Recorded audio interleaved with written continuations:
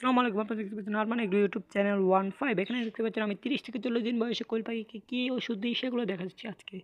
এই যে দেখতে পাচ্ছেন এটা হচ্ছে জিংবেট। জিংবেট ওষুধটি খাওয়ালে পাখির দ্রুত কালার আসবে, দ্রুত বেশি বেশি খাবার খাবে এবং ওজন চলে আসবে।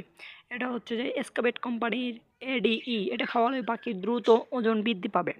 আর এটা হচ্ছে যে আপনার ক্যালপেক্স, ক্যালপেক্স খাওয়ালে পাখির ক্যালসিয়াম বৃদ্ধি পাবে খুব সুন্দরভাবে। পাখি 36 থেকে 37 38 দিনের মধ্যে পাখি ডিম দিয়ে দেবে।